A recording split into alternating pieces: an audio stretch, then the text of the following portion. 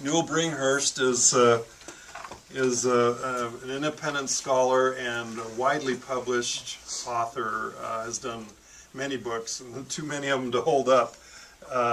But he has gotten several degrees, master's and bachelor's from the University of Utah. He got a PhD at University of California at Davis, and taught for many years in Visalia, California, at the College of the Sequoias there.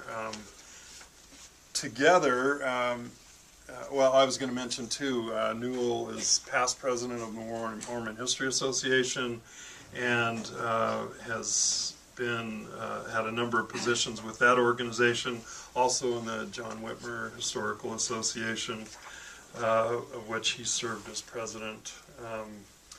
Together with our other speaker, Craig Foster, they did the Mormon Quest for the Presidency, and then Newell, among many others, has done Scattering of the Saints, Schism, and Mormonism. I don't know, he tends to focus on these really weird subjects, but fascinating, actually. Craig Foster got degrees from Brigham Young University in history, and also has an MLS. Is that right? Yes. Yeah. And he's worked at the Family History Library for the LDS Church, and has done much genealogical research. Does a lot of writing and helping out people find some celebrities, in fact, searching their histories, and has done research for them and so on. And he has also they've both done many articles and books, and but these two that they have collaborated on are very important additions to this ongoing subject of polygamy, and we're looking forward to Volume 3. But tonight we're going to hear first from Newell, and then from Craig, and then Brian Hales will say a few words. We'll have questions and answers, and so thank you so much for coming, and let's give our editors a hand now, and after. If you like what they say, give them another hand. Okay, Newell. And then we'll hook you up, so to speak. Let's see what I get from my pocket there. Let's stick it in.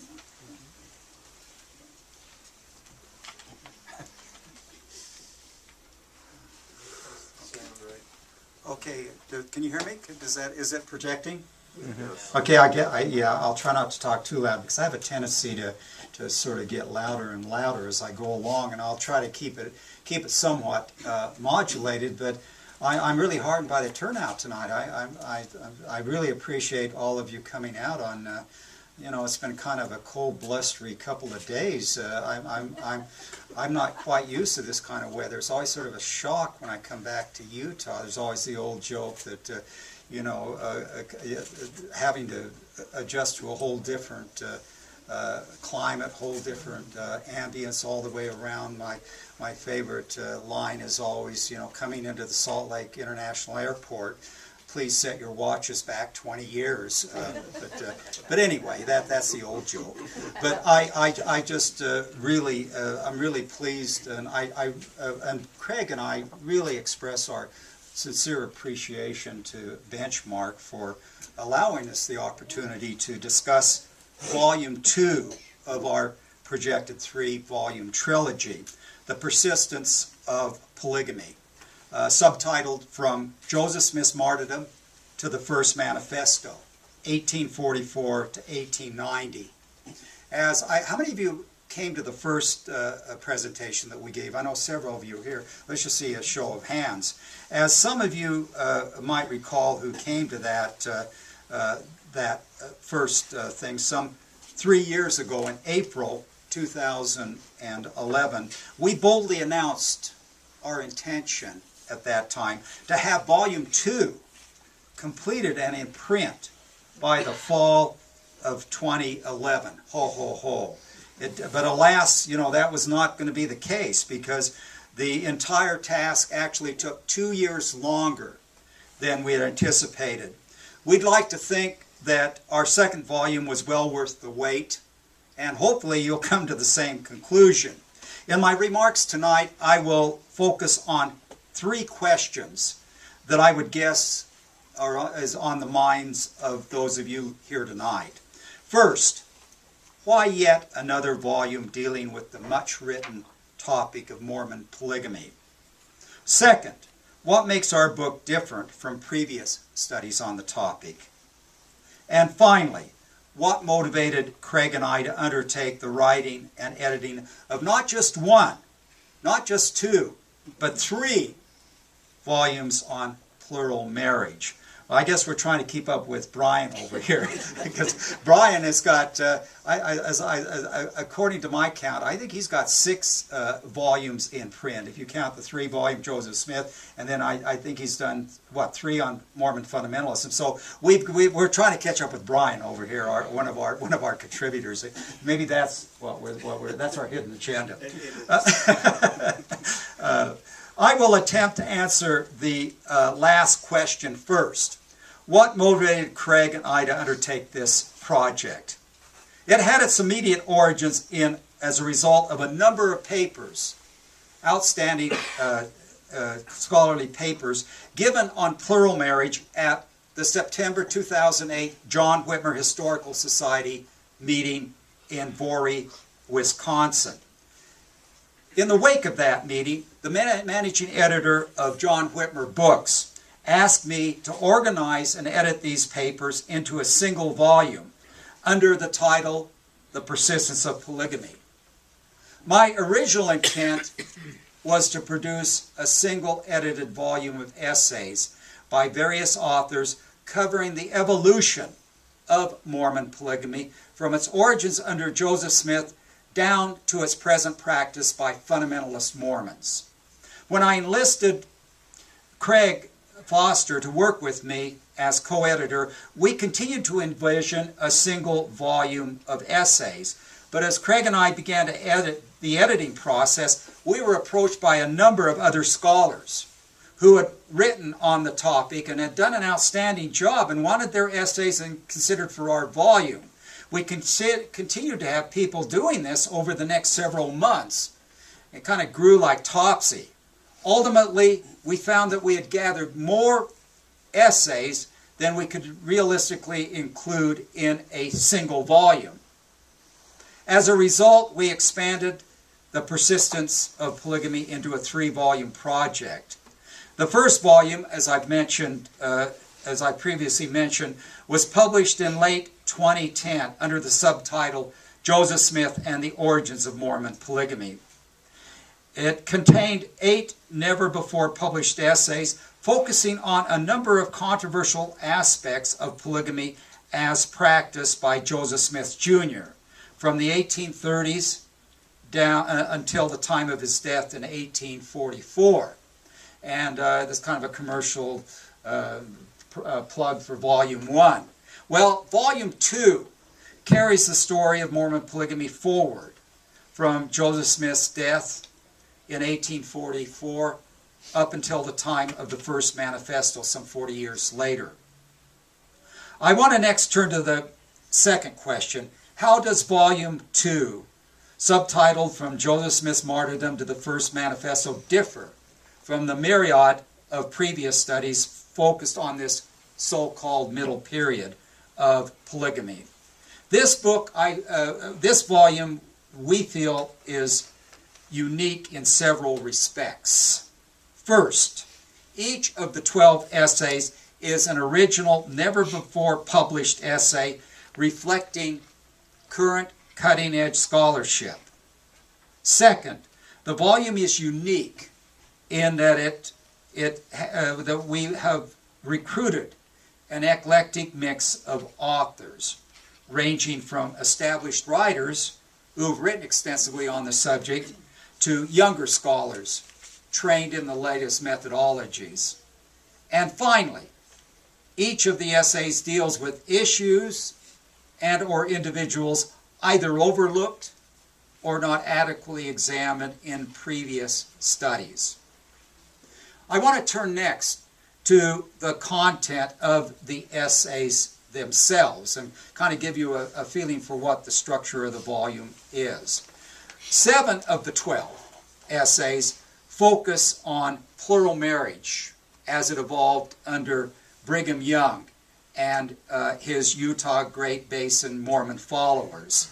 A seemingly familiar topic, but each of the 7 essays break new ground. In particular, the 5 focusing on Brigham Young offer new and challenging insights into Mormondom's best-known polygamist. The first essay is authored by Jeffrey Ogden Johnson, a retired director of the Utah State Archives and foremost expert on Brigham Young's encounter with the practice. Johnson's essay, For Time and Eternity, The Complex Brigham Young Polygamist Households, presents an insightful overview of the family dynamics within Brigham Young's large, diverse household. But what makes his essay unique is he doesn't just focus on a static period of time. He traces it as it evolved over time, because it didn't stay the same. So many previous studies just say, they give you a snapshot, well, this is Brigham Young's polygamous household, and then they move on. But he shows how it changed and shifted and evolved from the time that Brigham Young took his first plural wife all the way down until he took his final plural wife shortly before his death. And the second essay is also unique. It's by George D. Smith, the owner and director of Signature Books, and the author of his own definitive book-length study on Nauvoo polygamy, a book which I heartily recommend. Very well done. And in the essay that he's done for us, it's entitled Brigham Young, Ambivalent Polygamist.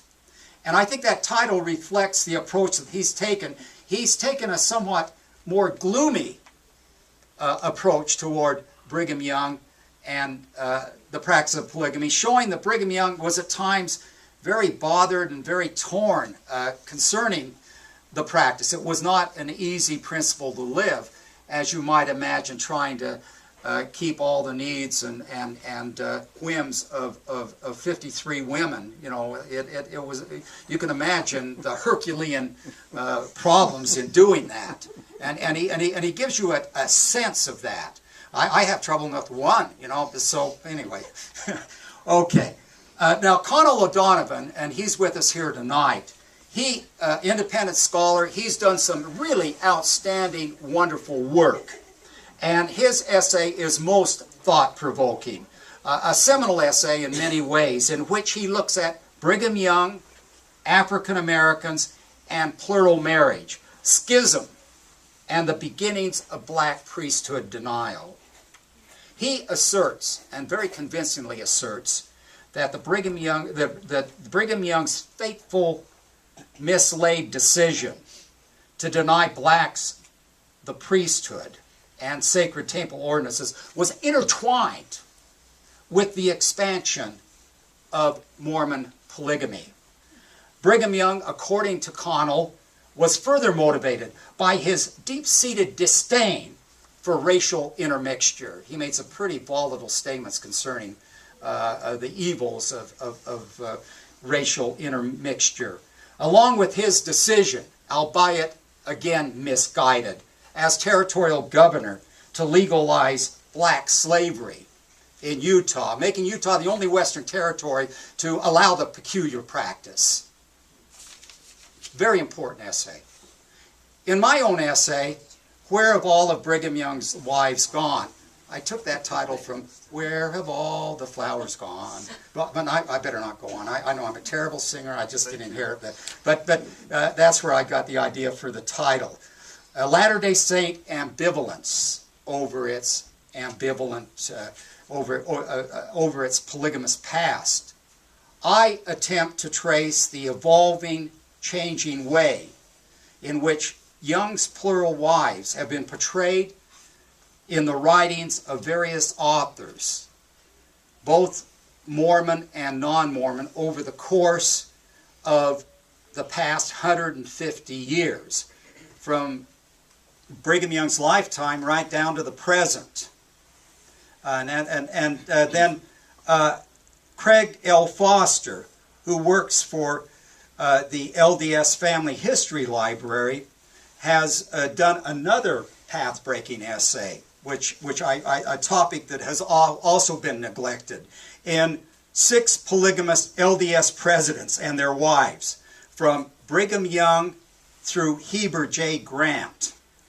And he discusses not just the wives of Brigham Young as the other previous authors do, but those of his 5 successors: John Taylor, Wilford Woodruff, Lorenzo Snow, Joseph F. Smith, and Heber J. Grant, all of whom also took plural wives. A lot of people in the church don't realize this, and that's what makes Craig's essay really outstanding, is that it underscores the often overlooked fact that the LDS Church has had an unbroken succession of, and I have to be careful how I say this, practicing polygamist prophet presidents. I try not to say that too fast. At its helm, from its founding in 1830 until 1945, a period of some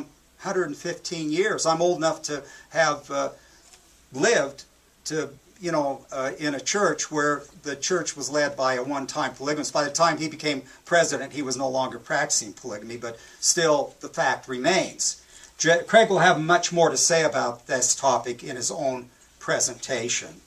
2 additional essays examine Utah Mormon polygamy from the contrasting perspective of those LDS women directly involved, offering a much needed, albeit often overlooked, feminist perspective. And these essays, I say, are also, I think, really, really unique. Andrea G. Radke Moss wrote the first essay. She's a professor at BYU, Idaho. Hers is entitled Polygamy and Woman's Rights, Latter-day Saint Female Activism, in which she explores the behavior of LDS women who militantly opposed the ongoing anti-polygamous crusade during the late 19th century. And the second essay is equally unique, written by Lori Winter Stromberg. And her essay is entitled Prisoners for the Principle, the Incarceration of Mormon Plural Wives. And she presents a vivid account of the actions and behavior of a number of LDS women who were arrested and imprisoned for their simple refusal to testify against their polygamist husbands. Moving beyond Utah polygamy are the remaining 5 essays in the volume, which also break new ground. 2 of these look at the practice of plural marriage in 4 relatively small Mormon schismatic groups. Often overlooked is that the Utah Mormons weren't the only people looking back to Joseph Smith as their founding prophet to practice polygamy.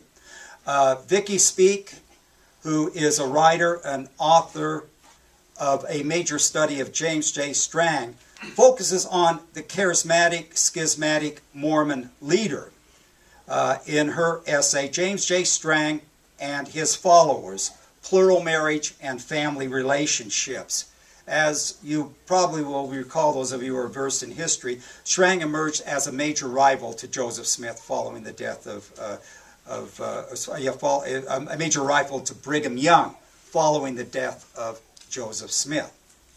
And the second essay, entitled Nearly All the Factions, looks at the polygamous passage of 3 other schismatic leaders, namely Lyman White, who led his followers to Texas, William Smith, the wayward, erratic brother of Joseph Smith, who Connell's done a lot of research on him. He's kind of a nutcase in and of himself in a lot of ways. He's a crazy guy. I'm surprised that somebody hasn't written a biography on him yet. And then the other guy who practiced polygamy was a guy who a lot of people haven't heard of him. His name is Alphaeus Cutler. And that was written by a very bright PhD student, young fellow, Christopher Blythe, who got his master's at the Utah State University, a student of Professor Philip Barlow, and is currently pursuing a PhD at University of Florida, Gainesboro. So those two essays, and then we move to the final three essays, and they concentrate on the Midwestern-based RLDS Church, now known as the Community of Christ, which by the 1860s had emerged as the major rival group to the Utah Latter-day Saint Church. It had as its first prophet president Joseph Smith III, the son of the martyred Joseph, and as their leading female figure was, of course, Emma Smith. Both of them denied that Joseph Smith had ever practiced polygamy, and continued to denounce the practice itself.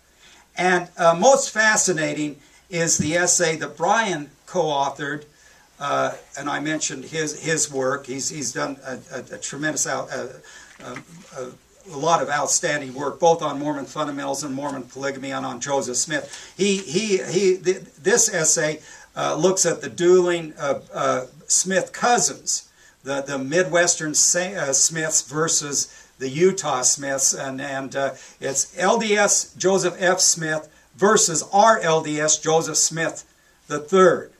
Records of Nauvoo polygamy and the conflict that forged them. His co-author, the guy that worked very closely with Brian, is another very bright graduate student at Utah State, Don Bradley, who's done some really outstanding path-breaking work on other topics.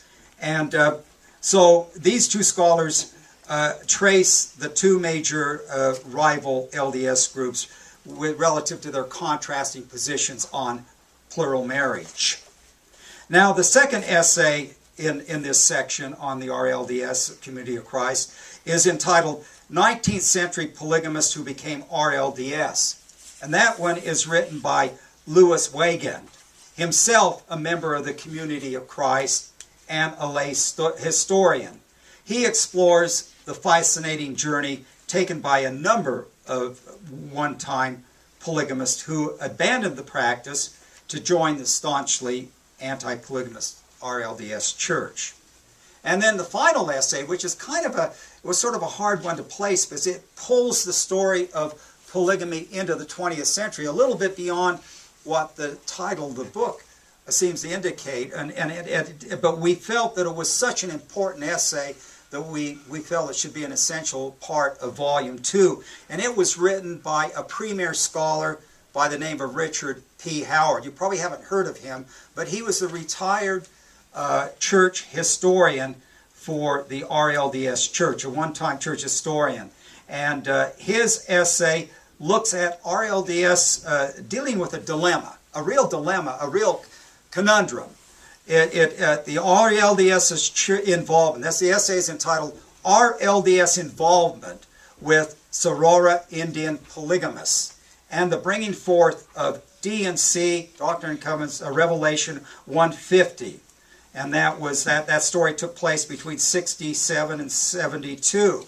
And what it does is it deals with a dilemma when the RLDS Church expanded missionary activity into India. They had a number of practicing polygamists who wanted to join. And what were they going to do? And this was a real dilemma for them. And ultimately, they came to the conclusion that we should allow them to be baptized and become members of the church, provided they don't take any further plural wives.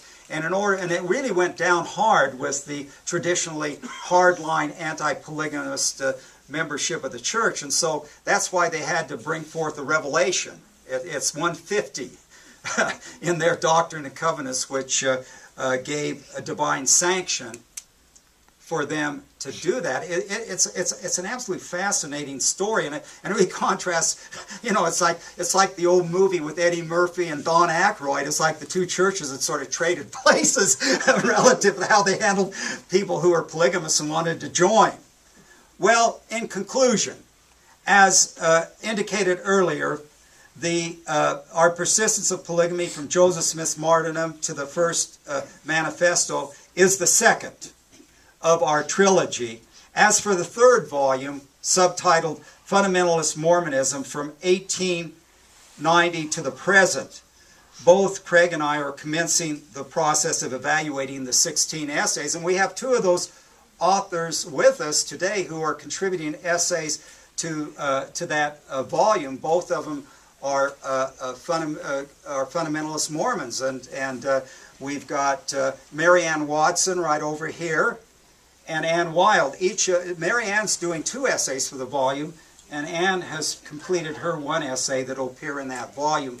2 outstanding scholars out of that tradition, and so we're very excited about that. And Craig will have more to say about the other authors and the content of Volume 3, as well as discussing his own essay. Thank you.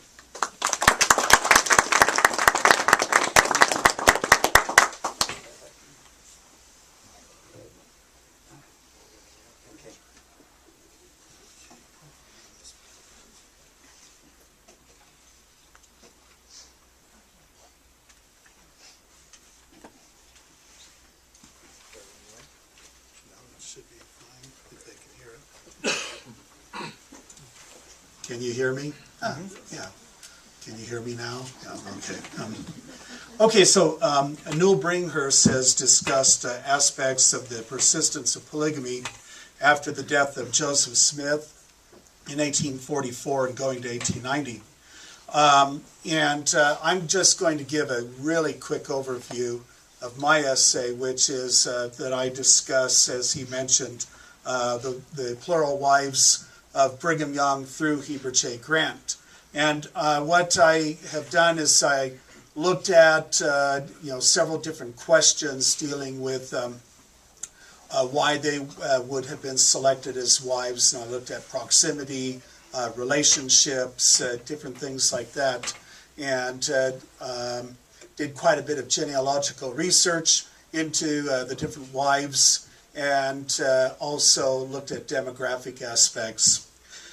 So the wives and families of the presidents of the LDS Church also represent a persistence of polygamy and its continued impact on Mormonism.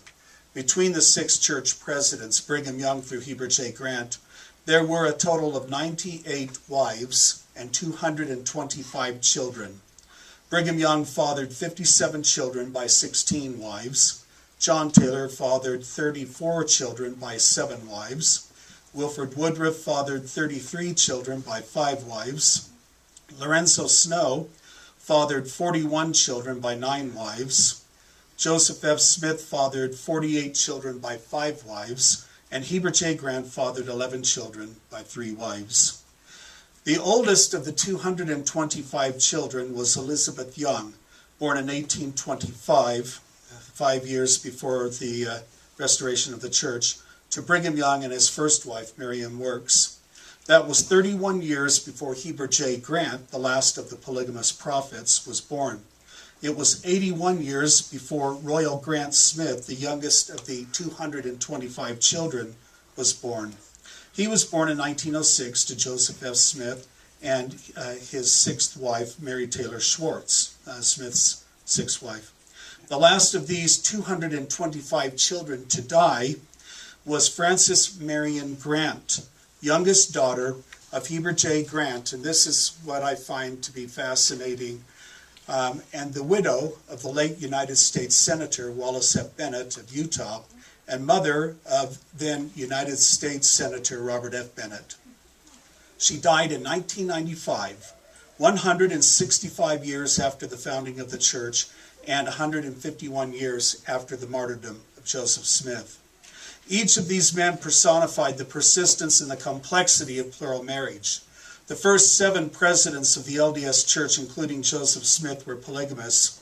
And even though Heber J. Grant was no longer practicing plural marriage by the time he became president of the church, he had been a polygamist. That means the first 115 years of the church, from 1830 to almost the middle of the 20th century, were presided over by polygamists. These marriages of the prophets to their wives reflected the complexities of plural marriage. The marriages were initiated for a number of reasons, from simple attraction to other purposes, including assistance, dynastic factors, friendship, and proximity. As would be expected with such a high number of marriages, some were more successful than others. Still, even though some of the marriages ultimately failed, plural marriage, nevertheless, created something that could never have happened with simple monogamous marriages. The decades that the Latter-day Saints openly practiced plural marriage created a complicated and extended kinship network that assisted each other and solidified fraternal and familial bonds. More importantly, it produced a separate, identifiable people bound together not only by ideology and common experience, but to a great degree by family bonds. It was truly a kinship of saints. There are multiple thousands of descendants of these and other early Latter-day Saint leaders, some of whom still practice plural marriage today, continuing what was begun by the prophet Joseph Smith. And that brings us to volume 3 of The Persistence of Polygamy, Fundamentalist Mormon Polygamy from 1890 to the present, which will look at post-manifesto polygamy and modern fundamentalism. We will have some really great essays in the book by scholars who represent a wide spectrum of thought. Brian Hales will discuss the 1886 revelation to John Taylor from an active Latter-day Saint perspective. And I might add that if I am correct, Brian Hales, other than Newell Bringhurst and myself, is going to be the only one who actually has an essay in every single volume. And then Christopher Blythe, which Newell had mentioned, a young promising scholar, will discuss the precursors of modern Mormon fundamentalism during the late 19th and early 20th century. Mary Ann Watson's essay, Proto-Mormon Fundamentalism in the Early 20th Century, complements Blythe's essay. Kenneth Driggs has 2 essays in the book. His first is titled Joseph White Musser and Truth Magazine, Championing Plural Marriage in the 20th Century. Now, Joseph White Musser has been called the father of the fundamentalist movement because of his influence on doctrine and thought, and so I think this is going to be a really important essay. Driggs' other essay is titled The 1980 Schism Within Fundamentalist Mormonism, The Emergence of the Centennial Park, Arizona Community. Centennial Park broke off from the FLDS, and so that will bring in aspects of both the FLDS and obviously the Centennial Park group. Another essay dealing with an important fundamentalist leader, as well as schism, is Eric Paul Rogers' Rulin C. Allred, Emergence of the Apostolic Brethren and AUB Enclaves in Montana. Joseph Lyman Jessup offers a truly rich and heartfelt essay titled Life in a Polygamous Community, Pinesdale, Montana, A Personal Perspective. A really, really fun essay and very heartfelt. It's a fun read. Newell Bringhurst and I have conducted numerous interviews down in Shore Creek, now known as Hilldale, Colorado City. In fact, we have spent so much time down in that part of the country that we now know our way around Colorado City without a map. When we talk with various people, they'll say, well, do you know such and such street? Oh, yeah, we do. And in fact, we've been there so much that the young women who serve food in the Merry Wives Cafe recognize us and kind of look at us like, oh, you're back. But our essay, Rulin T. Jeffs and Warren S. Jeffs, 2 FLDS prophets, is based on these numerous interviews and accompanying research that we have conducted. Newell will also have an essay titled The 2008 Texas Raid on the FLDS YFZ Ranch, its impact on the FLDS Church and other fundamentalist Mormons. Maxine Hanks is writing an essay titled Anti-Fundamentalist Mormonism, James D. Harmston and His True and Living Church. Newell will have yet another rather interesting essay titled Race, Ethnicity, and Status of African Americans Within Fundamentalist Mormonism. There are two essays I am really excited about. Shannon E. Spafford, a young scholar, will have an essay titled The Changing and Unchanging Nature of Fundamentalist Mormon Clothing Styles, that will hopefully include photos of different clothing styles, and we'll discuss the background and how some of it has changed and how other aspects have not. The other piece is a second essay by Marianne Watson titled Descendants of Early Mormon Polygamists Among Contemporary Fundamentalist Mormons. Marianne has conducted surveys and done some fantastic genealogical research, and this should prove to be an absolutely fascinating essay. In Volume 1, we had 3 essays dealing with aspects of Doctrine and Covenants, Section 132. 2 were from basically an LDS perspective, one active LDS, the other one not active LDS. And then the third essay was from the RLDS, or Community of Christ perspective. We have now come full circle with Ann Wild's excellent essay giving a fundamentalist Mormon perspective of that important section in the Doctrine and Covenants. And there are 2 more essays and possibly an appendix. I will have an essay titled Media Stereotyping of Mormon Polygamy. The last essay in the book will be by Todd Compton and Pat Scott, titled A Bibliographical Evaluation of the Literature on Mormon Polygamy and Fundamentalist Mormonism and Suggestions for Further Study. So that's 16 essays, and if you're thinking this book is going to be the size of War and Peace, that just might be close to the truth.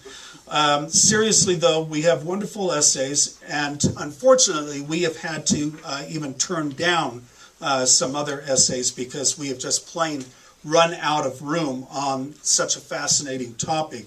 And that's why I said we might possibly have the appendix in there.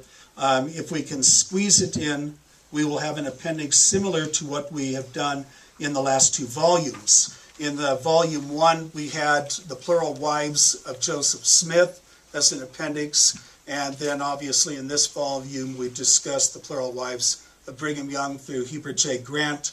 If we have the room, we will discuss the plural wives of the major fundamentalist leaders. We'll have to see if we have the room.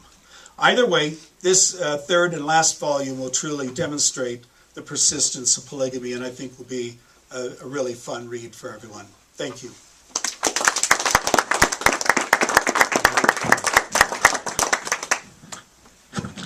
Our sound man.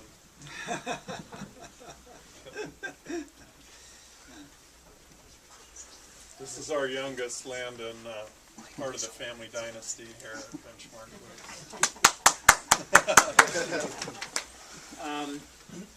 There we go. I am here as one of the least of the contributors to this book. I'm not even a full article contributor. I'm just a co-author of one article. And I really want to thank Craig and Newell for allowing Don and I to contribute this. I really wish Don Bradley were here. The article would not have been written without his input, and if you know Don, he's just an incredibly smart guy.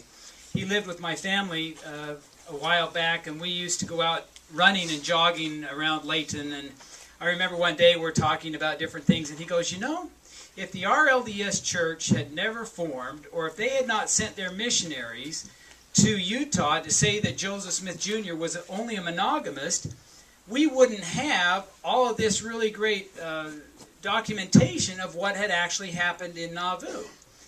And it was kind of a light bulb above the head moment that Don had. I was just listening to him, and yeah, he's absolutely right. I had a chance thereafter to talk to Todd Compton, and I said, what if we didn't have the affidavits and the temple lot and these other things? And he said, oh my goodness, you know, that would be most of what we are getting the story of Nauvoo polygamy from.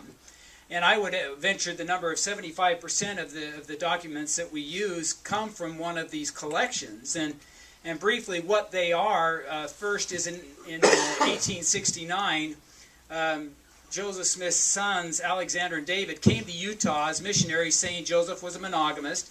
And so their cousin, Joseph F. Smith, who was an apostle, put together over 50 affidavits interviewing people who were there. And they're in affidavit form, so they're reliable. And then in 1887, Andrew Jensen, an independent researcher, wanted more evidence, so he went out and gathered a whole bunch of information, and Don Bradley was the first person to really explore this collection at the Church History Library. He tells a story about he heard the still small voice of church historian Robin Jensen say, go look at this collection over here, and it really has some very significant things in it. And then they were used to write an article in 1887. And then lastly, in 1892, the RLDS Church again wanted the temple lot in Independence, Missouri. And their strategy was to say, look, we're the same church that Joseph Smith organized in 1830, and they owned it and bought it, so we own it today. And the Temple Lot Church, sometimes called Hedrickites, their argument was they're not the same church because Joseph Smith practiced polygamy and they don't. And even though the Hedrickites weren't polygamists, you can see how this issue of polygamy became a real big deal. And they called 3 of Joseph's wives who were still living, who testified of having full plural marriages. And all of that testimony, and several other polygamists as well who knew about Nauvoo polygamy, were called.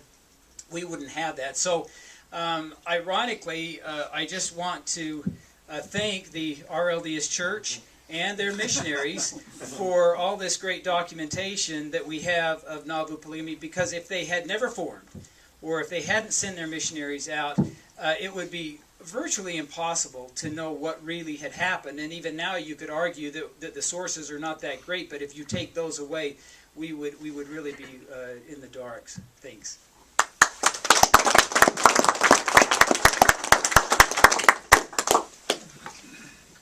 Brian, of course, is the author of the 3-volume, he and Don Bradley, Joseph Smith's Polygamy, which we also highly recommend. So now we'd like to open it up to questions, and do you guys want to come up here, and we'll take a few minutes to do that. Newell, why don't you kind of head that up and call on people? Gary, I'd just like to raise your You know hand what? first. Listening to Craig talk, I wondered about something, and I even hesitate to bring this up because it sounds like Volume 3 is already packed. But did you ever give any thought, since the title is Persistence of Polygamy, did you ever give any thought to an article for Volume 3 that would discuss plural marriage, or at least as a doctrine that continues in the LDS Church into the 20th and 21st centuries? No. It would be interesting to discuss. I really don't see how we'd have more room because we've already. I'm not suggesting. It occurred to me because even with the presidents, if you count presidents who married successively in celestial, you'd add some more to that as well. Yeah, well, as well as living apostles. Yeah, living apostles today. I think Dallin Oaks and Nielsen, they both are on second marriages of women they married in the temple. Am I correct in that? I think it'd be interesting to bring it up and discuss it, but I mean, the one minor fact is the first wife is dead. So, I mean... Well, just as a teaching that continues. I still think that since it's the persistence of polygamy, it does persist. It's eternal polygamy. I agree with you, Gary. It continues, and you have the reality. I mean, one of the things that really has stood out to me as I got into this study was how neglected a careful consideration of D&C 132 is received, and that's why I was so strong in when we did Volume 1. And it's interesting that, as Craig mentioned, we originally were going to have only one essay on D&C 132 in Volume 1. And then it was like the 3 volumes in Microcosm. Instead of having one essay on 132, we ended up having 3 in that volume. And the reason for that is because Craig and I kind of had different perspectives on 132, and then there was the added factor of the RLDS, or Community of Christ, take on 132, because they were haunted by the ghost of 132, and now in volume. There's a whole different perspective. Yeah, there's a whole different perspective that Anne is going to give us so I'm really heartened that Anne, and I encouraged her to do that, because I think it's still an important it's important, and as I say, and I think that's one of the factors why the LDS Church, I mean, they haven't rejected 132. It's still part of Mormon Church canon. Other questions? Other questions?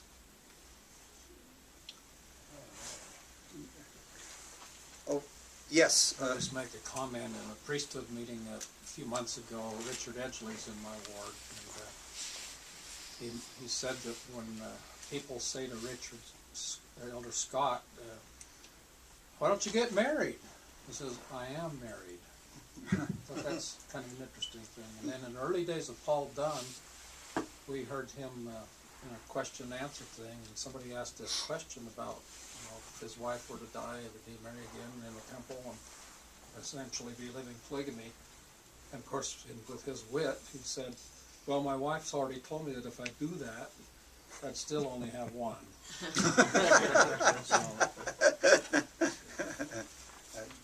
Did I notice a hand here? Well, Yeah, I was just going to give. I don't mean to embarrass Connell, but Oh. but his but for anybody who's interested, his essay alone is worth the price of the book, because it really does some amazing kinds of things, not only in terms of Brigham Young and polygamy, but also the beginnings of the black exclusionary doctrine. Thank you very much. Any chance you tell us about it, Connell? Yeah, you want to. I know you didn't want to. I know you didn't want to talk. Yeah, because I really consider this one of the essential essays in the volume. They're all essential, but Thank you, Gary. My pleasure. I didn't get the memo that I was supposed to speak tonight, so when they said, you've got 15 minutes, I was like, no, I don't. I spent the day at the Capitol rallying for SB 100, the equal protection for LGBT Utahns. It's not going very well. And it's Ash Wednesday, so I just came out of the closet to all my gay friends that I'm a Christian. But so in the essay that I wrote, my contribution is sort of an overview of the various black men that we do know held LDS priesthood, about a half a dozen before 1847, starting with Black Pete in Kirtland, and then Elijah Abels and Walker Lewis, Joseph T. Ball, and I focus on this essay on his real name was Warner McCary, but he actually had 15 different aliases, one of which was William McCary, and that's the one he was mainly known for within the Mormon Church was William. And these various black men, and they held every priest, they held offices from priests on up to Joseph T. Ball was a high priest and the Boston branch president for a year.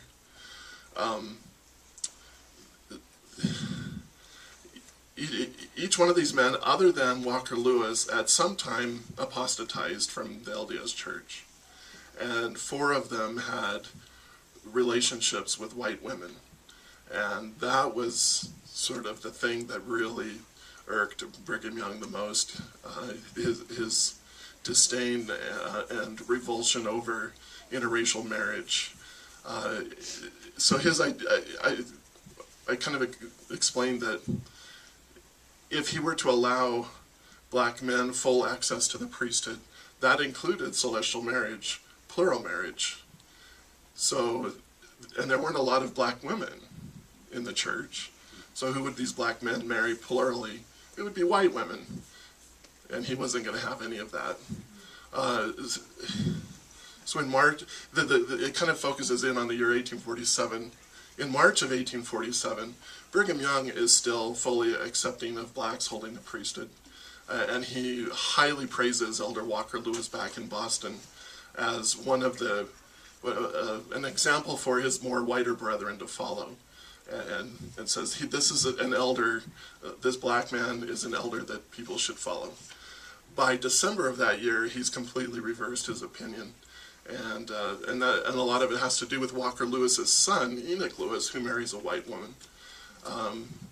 And then William McCary shows up he shows up in Nauvoo in February of 46, and then follows the Mormons into winter quarters. And William McCary was just fascinating. He really is, I think, one of the most fascinating characters of the 19th century, not just 19th century Mormonism. He was an escaped slave from Mississippi who was a very extremely talented musician, and he could turn anything into a musical instrument. And by the time he got to Nauvoo, he was starting to take on this persona of being a Native American. And after his encounter with Mormonism, he fully takes that on, and he starts going by the name of Okatubby as this Native American chief. His white wife, Lucille Stanton, who was the daughter of LDS state president Daniel Stanton, she becomes a Delaware princess.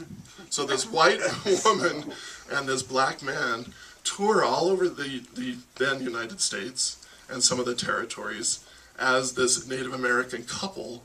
They're doing temperance lectures, and they're just really, really fascinating people. But back in winter quarters, before he fully assumes this, he's starting to sort of take this on. He stands up in a meeting before Brigham Young and says that he's a reincarnation of Adam, and then he calls himself the Lamanite prophet and all kinds of interesting things. And his wife, she starts quoting from the DNC to Brigham Young about different things, and it's a really fascinating encounter. But he then proceeds to organize his own polygamous church, in which he seals women to himself by having sexual relations with them 3 times while his wife is present with him. And about 60 LDS folks follow him into his schismatic church. And we have one list of some of the names. There's only about a dozen names that we know of his followers, but he actually had quite a large congregation in Cleveland, Ohio. That's where they ended up. And so Brigham Young, in December of 47, after all these antics with William McCary, that's when he just says enough is enough, and he makes some very harsh statements about, especially interracial marriage, and brings up the idea of blood atonement for that it's, that it's such a horrible sin that such marriages are just not allowed, and so that, to me, I think that's the very beginning. That's the seed is planted there for the priesthood and temple denial, and then it's not really until 1852 that he fleshes that out. But so that's my. Any questions? Yes, Brian. So, do you really believe that the priesthood ban may have been tied back to celestial/plural marriage, and Brigham's unwillingness to accept that for the cross-marrying? Yes, I do believe that's ultimately that's the primary reason. Is his rejection of, he did not want black men marrying white women in the temple. Yes. Was Samuel Chambers an active member of the church? Yes, he was. Did he have the priesthood too? I don't know. He did not. No, Samuel Chambers. I think they gave. Oh, I'm sorry. Yeah, I talk a bit about him in my book, Saints, Slaves, and Blacks. I believe I do. I did. They gave him the title of assistant deacon, Right. which was helping to clean up the ward house, but he was not ordained to the office of deacon as far as I can tell. But he was, he was a faithful member of the church his whole life. You made one little error. You said that and I think it was just concerning who apostatized or left the church. Walker Lewis left, but it was Elijah Abel who remained steadfastly faithful. No, actually he didn't. Elijah Abel became a member of William Smith's church in Cincinnati. You got firm proof on that. You've done more research on that than I have. I've seen references. You made a reference to that, and I think, but other people have said, well, no. I guess these two recent studies on Elijah Abel by Jackson and Russ Stevenson. I think both of them maintained that he never wavered in his faith, but I know you've done a lot of research too, and I guess that's still a matter of debate because they have I read their books very carefully, and I've read your thing too, and I know you make a reference that he actually flirted not only with you made a reference when they were in Cincinnati, that he also kind of maybe was thinking about going over to what was it? Maybe was it Strang or something like that? I don't know. One of the other schismatic leaders other than William Smith.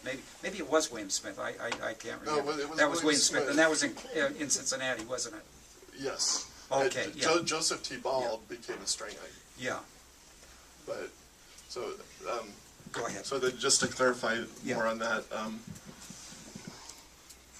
I have documented that Henry Niesonger, who was one of William Smith's 12 apostles, lived with Elijah Abel in 1850.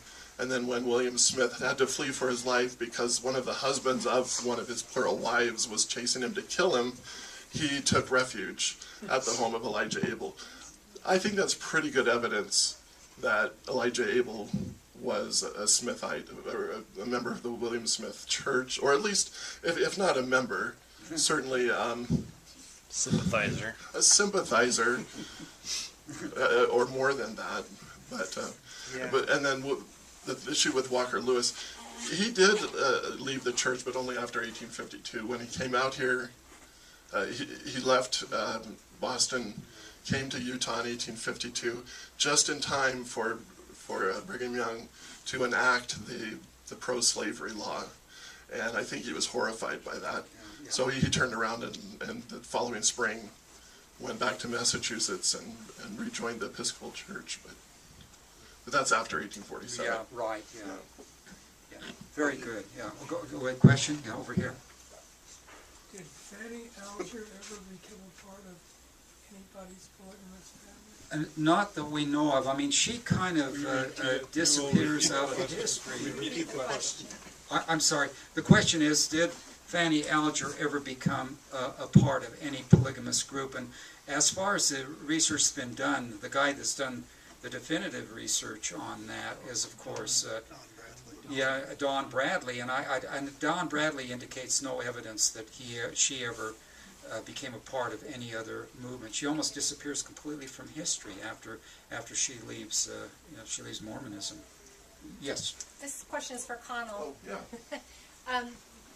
When Brigham Young started denying black men the priesthood, did he start denying the temple endowment and temple ordinances at the same time, or did those two come at separate times? No. Until the 1880s, I don't know of any black person, male or female, who was allowed to do the temple ordinances. Even in Nauvoo. Even in Nauvoo. Joseph T. Ball was sent by Parley P. Pratt from Boston. He was released as Boston branch president and told by Parley to go to Nauvoo to help build the temple and receive his endowment. He then went, but he apostatized while he was in Nauvoo and before the temple was finished. So that's the closest that ever happened. But then in the 1880s, some people of mixed race did get endowed and sealed in the temple, male and female, including one ex-slave woman was sealed to her husband, a white man, in the Salt Lake Temple. Judy? I was going to ask about Jane James. Wasn't she, didn't she believe she had some kind of a connection to Joseph Smith? She'd been promised? Well, yeah, that's an interesting story, and in some ways a very tragic story. The question is Jane James, and she worked in the household of Joseph Smith and became very close to Joseph Smith's family. And her situation, she wanted very badly, and Connell's probably done a little bit more on this. She wanted to be sealed to Walker Lewis, and then she she was denied repeatedly her temple rights. I think ultimately she was sealed to and then she requested to be sealed to Joseph Smith, and she was ultimately sealed to Joseph Smith as a servant. Was for eternity, as Joseph Smith's servant for eternity, which is kind of a sad, poignant. You think about that and you go, you sort of cringe.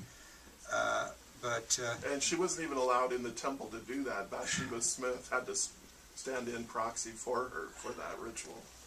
Okay, we're going to just have one more, and then one more question. Maybe on a positive anybody note. that has an answer? Yeah, anybody got something? Anybody have a shred of faith left? we want somebody to come up with a kind of maybe a happy ending. I guess the happy ending started with 78. Yes. Are you going to put Sam Taylor's sonnet in there, in the book somewhere? And also an interesting part of Ephraim Hanks' movie, he says the problem with plural marriage is multiple mothers-in-law.